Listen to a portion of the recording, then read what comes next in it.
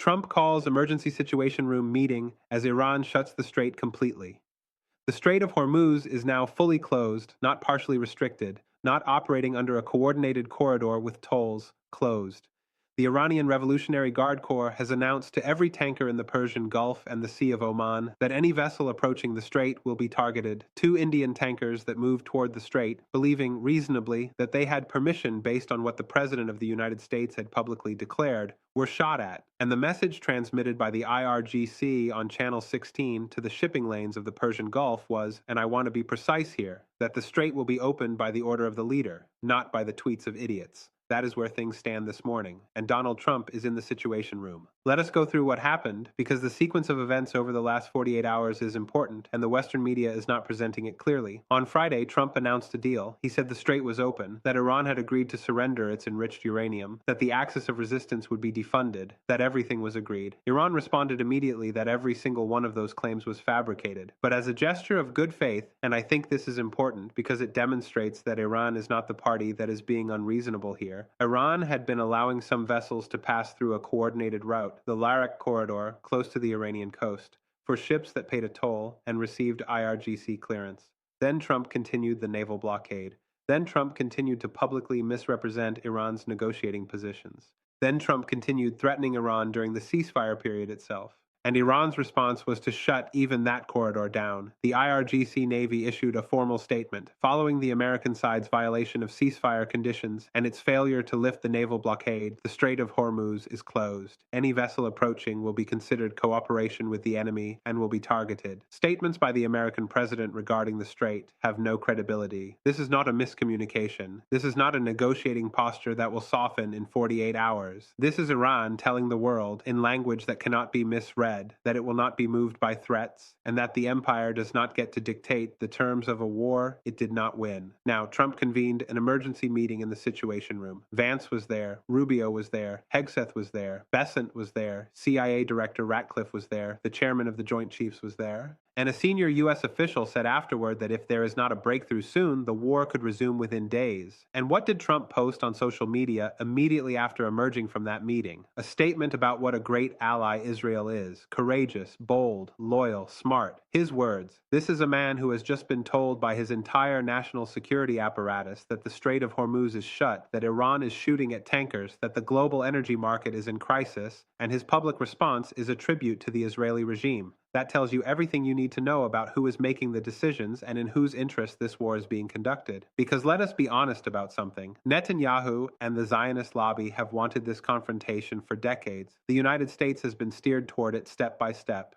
And now that the confrontation has not produced the result they wanted, now that Iran has not collapsed, has not surrendered, has not handed over its uranium, and has in fact emerged from 40 days of the most intense American firepower with 40% of its drone stockpile and 60% of its missile launchers intact, Netanyahu's response is to block every off-ramp and push for more, because for Netanyahu, a global economic crisis is an acceptable price. The economies of India, Indonesia, Europe, the global south, he does not care what happens to them. He wants the war to continue. And Trump, for whatever reason, and there is much speculation about why, is incapable of pursuing American interests over Israeli ones. Trump then held what I can only describe as a deeply strange press conference in the Oval Office with Joe Rogan, apparently to distract from the market manipulation of Friday, where $760 million in crude futures were sold 20 minutes before his false announcement that the strait was open. And during this press conference, he said, and again I want to be precise,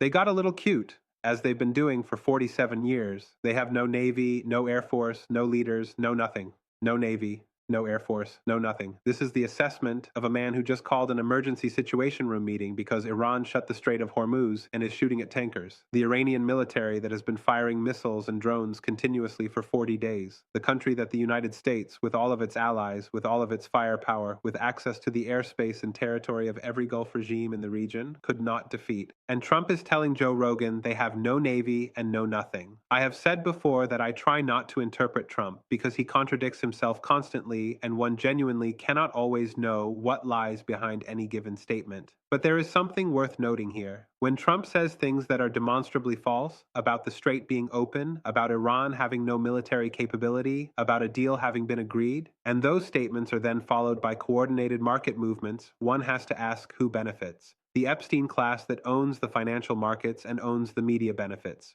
The ordinary American paying $7 per gallon at the pump does not benefit. The ordinary Iranian whose country has been bombed does not benefit. This is the system operating as it was designed to operate. Now, I want to share with you what the Speaker of Iran's parliament, and who was the lead negotiator in Islamabad, said in a primetime interview on Iranian television, because this is the clearest official statement of Iran's position, and it deserves to be understood in full. He said, "The Strait of Hormuz is under the control of the Islamic Republic of Iran. We responded decisively to the American attempt at mine clearing and considered it a violation of the ceasefire. The situation escalated close to confrontation, but the enemy backed down. The Americans have announced a blockade. This is a reckless and ignorant decision. It is impossible for others to pass through the strait while we cannot.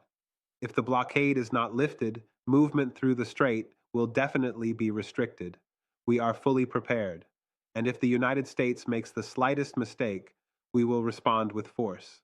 The enemy sought regime change, sought to Venezuelanize Iran, sought to auction off our oil. They failed, and in all of their objectives, destroying the Air Force, destroying the missile capabilities, destroying the Navy, launching a ground attack, opening the strait, they were unsuccessful. This is not propaganda. This is a precise operational summary of what happened over the last 40 days. And the American intelligence assessment, which has now been reported, confirms the core of it. Iran retains 40% of its pre-war drone stockpile. It retains 60% of its missile launchers, and during the ceasefire, it is rebuilding. It is not broken. It is not desperate. It is preparing. And I think this brings me to something important, because there is an analysis now circulating from a former Israeli intelligence analyst, someone who has been deeply critical of this war, that I think deserves serious attention because it reflects what those of us who have been watching Iran closely have understood for a long time. His assessment is this: Iran's leadership is not interested in prolonging the war, but it believes it holds an advantage in a pain tolerance competition against the United States and the international community. Threats of force will not produce meaningful concessions. Iran will hold firmly to its red lines: the 10-point framework, enrichment, its missile program, its regional alliances, control of the strait, reparations for the war, security guarantees, and critically, what Iran did not concede before or during the conflict, it is even less likely to concede now. Military pressure does not weaken Iran's negotiating position, it hardens it. And paradoxically, while the campaign has damaged Iran economically, it has strengthened the regime internally, particularly among the IRGC factions, who are now the dominant voice in Iranian decision-making. In the absence of a deal, this analyst concludes, escalation is not a risk, it is the default trajectory. I agree with that assessment. And I would add something to it. Iran has been preparing for this war for 25 years, not because Iranians want war. No one here wants war, and I say that with complete sincerity, but because the pattern has been consistent and was always going to lead here. The United States supported Saddam Hussein when he invaded Iran in the 1980s. The West provided him with the chemical weapons that I personally survived the effects of twice. No Western government has ever apologized for that. No reparations have ever been paid. Then came the first nuclear negotiations, which the Americans walked away from. Then the JCPOA, which they tore up unilaterally. Then the 12-Day War, launched while negotiations were underway. Then the 40-Day War, launched again while negotiations were underway. Each time Iran came to the table, each time the United States chose escalation, and each time Iran learned. And what it learned, it applied. The missile cities buried underground, the dispersed production facilities, the naval doctrine designed for the specific geography of the strait, the regional alliances that function as a distributed deterrent across the entire theater. None of this happened by accident. None of this happened overnight. The U.S. is now reportedly preparing to board and seize Iran-linked tankers in international waters.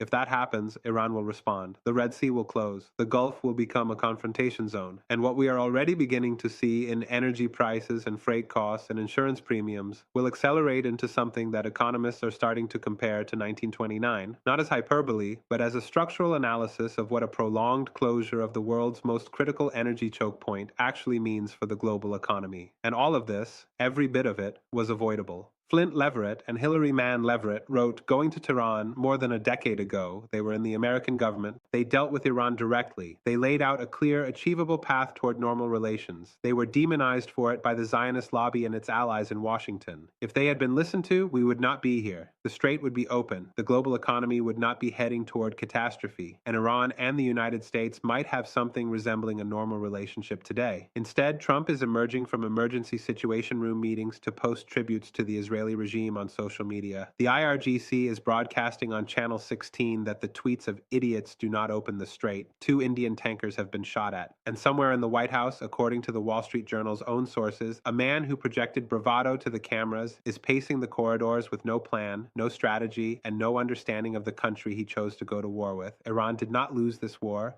It is not going to lose the next one.